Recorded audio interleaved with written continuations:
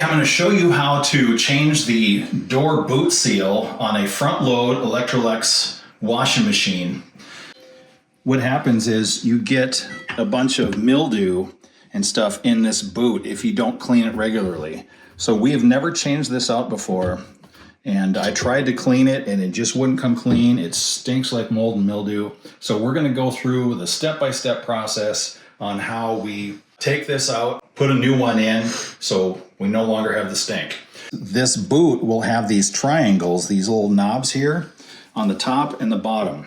So it's important that you show exactly how those things are lined up. So you can see the triangle that's on the washing machine part and the part that's on the rubber boot, and you can see how they're lined up. So before you start, it's really important that you probably take a picture or video of your machine to make sure you see how yours are lined up. Before we start, it's important that we get all of our tools ready. So I'm going to show you here what you actually need. In the description of this video, I have put together a step-by-step list of all the instructions, every step of the way that you need to work through this. And then you're going to need a needle nose pliers or two. You're going to need something to cut zip ties. You're going to need a Phillips head screwdriver. You're going to need a 7/16 inch socket. And you're going to need a couple zip ties. And I'll show you why in a little bit here. And then you'll probably need a clamp or two. That's going to help you to hold on the boot seal as you're putting it back together. And then of course we need the new boot seal. So this is the boot, got it off Amazon. I'll post a link to what boot I use for this machine. So to get started, first thing we need to do is unplug the power supply to the washing machine. So I'm just going to reach back here, unplug that, and you may need to pull your washing machine away from the wall, but since mine is on a pedestal, I'm not going to need to do that. So I'm just going to leave it where it is, and as long as I can get to the back two screws in the machine, then we'll be okay. Okay, so there's two screws in the back here that we need to take off, and this is going to help us to remove the top panel.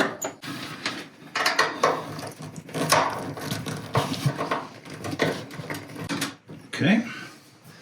Now it's important to keep track of all your screws, so you don't want any left over when you're done. So now that we've got that top panel loosened, we can just slide it back and just pull the panel off.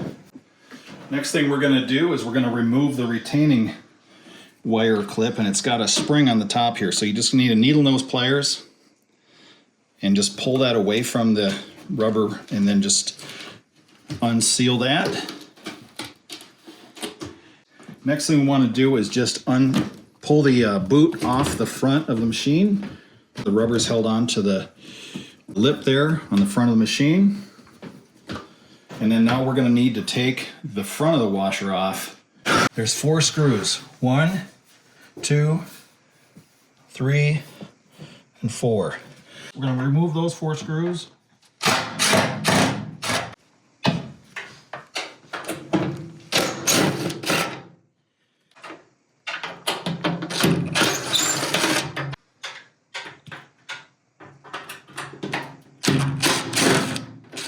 Now on my washing machine, these are not Phillips head screws. These are uses a square bit. You could probably use a Phillips head, but the square bit is a lot better to use. And then now we need to remove this dispenser drawer. Now we just need to remove these 2 screws in the housing for the dispenser drawer. And then next we have 3 screws up here on the top that remove the front of the washing machine panel. So I'm going to remove those. Again, the Phillips head doesn't work as good on this machine, so I want to use this square bit. Before we pull the front off here, we want to tuck this inside the machine here, shut the door, and then we're just going to lift this up.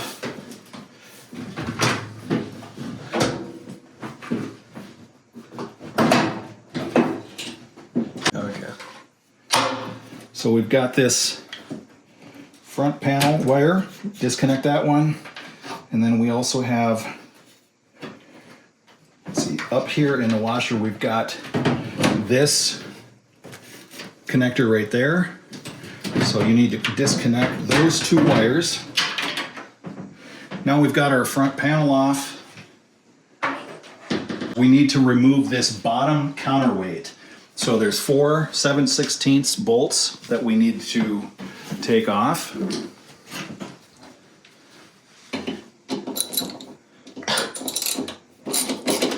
Loosen those up.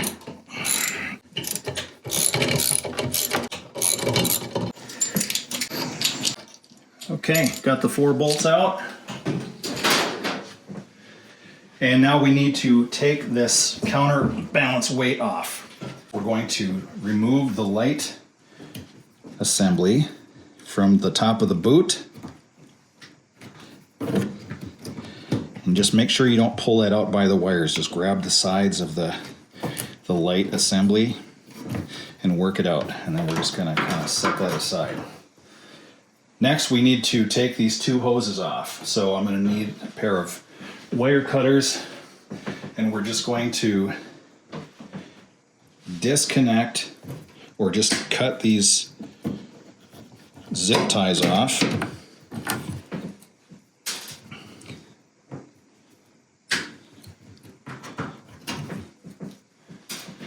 And then now we can just pull these, work these hoses out of their fittings.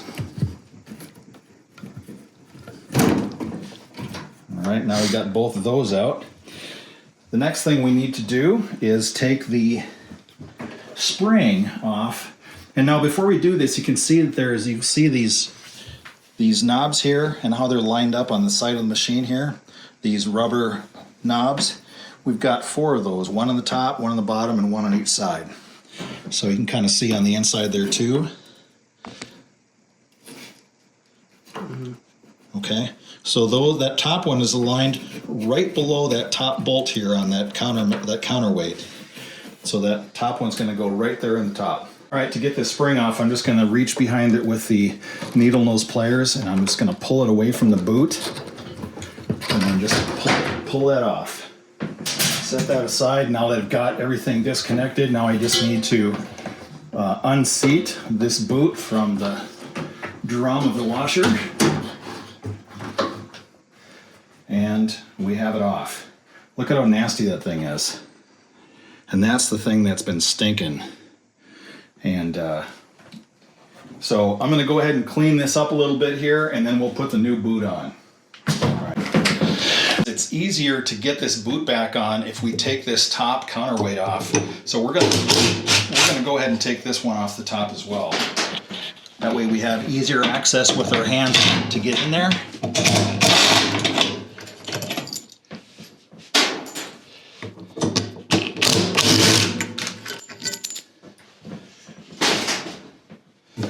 Take that weight off there. Okay, so to put this boot on, it's important that you're using the right lip. So you may have a tendency to try to get this lip over the drum, but it's this little lip right here that has the little knobs on them. That's the lip that needs to go over the flange on the machine. So it's not this very inner one, that should be on the very inside. And then this is the one that holds it onto the machine. So we're going to start by finding that knob, and we're just going to start putting that over the top there. And you'll see that you've got this right here, you've got this little indentation here. That should go right over the top of this plastic knob here on the machine. So you shouldn't be able to put it on wrong. If you start by lining it up on that one first, and then just work it around.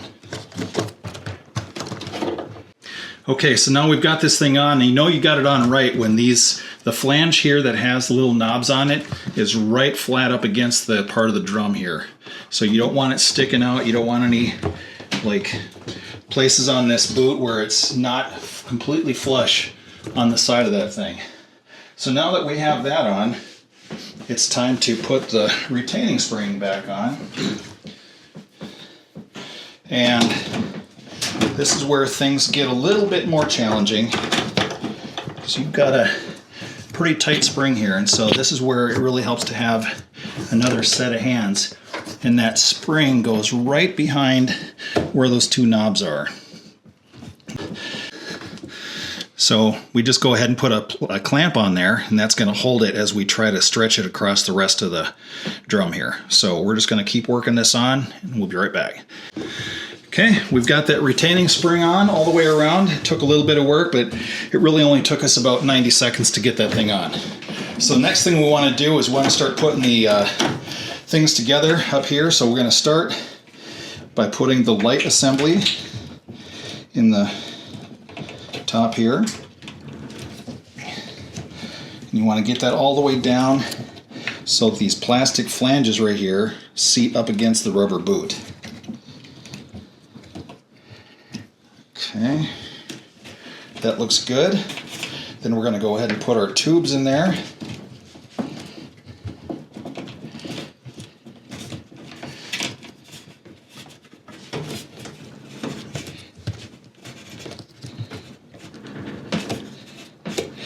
Now that we've got our tubes in, we're going to go ahead and use the zip ties to securely fasten those.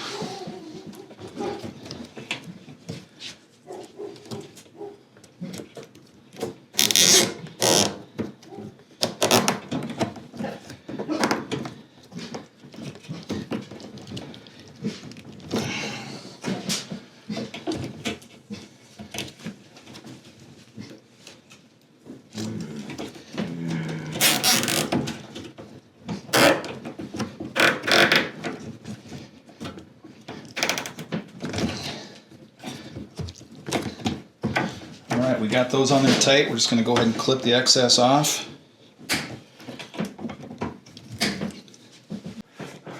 Almost forgot. We got to put these counterweights back in. And I should have done that before I put those hoses back on, but it slides right up in here. It's no problem.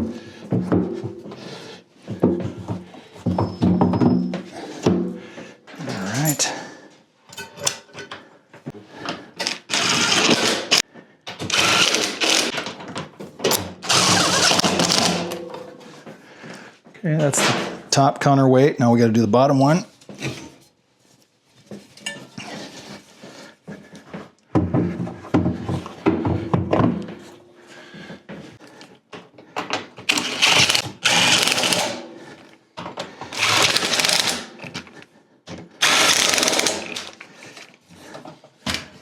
Okay, now we can put the front panel back on.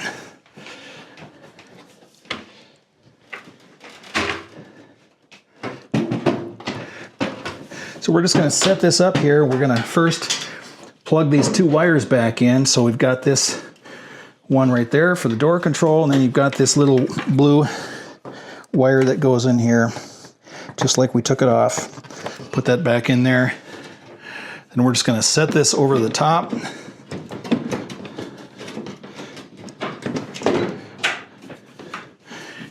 And it's got to line up with these pins on the side.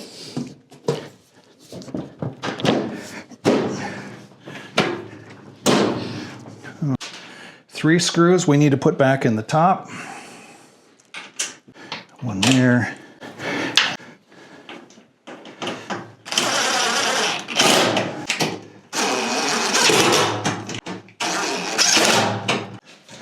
Remember, there's 4 screws that go in the bottom.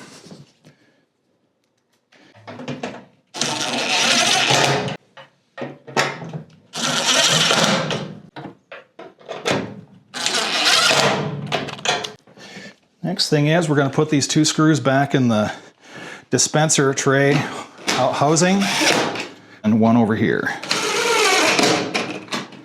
Now we put our dispenser tray back in the slot. Okay, now that we got the front put back in, we're going to go ahead and attach this outer part of the boot. And that lines right up again with the triangles. So we're just going to get those lip of this rubber boot all the way around.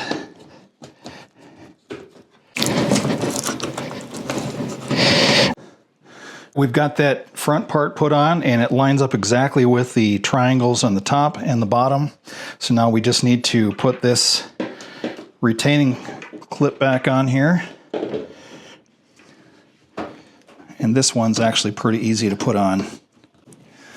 Last thing we need to do is put the top back on.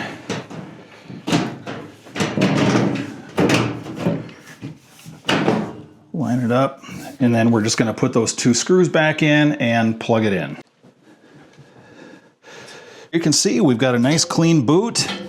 One lesson I've learned is that periodically and probably pretty frequently I need to, after washes, get a nice clean rag and wipe this thing out on the inside to keep mold and mildew from building up.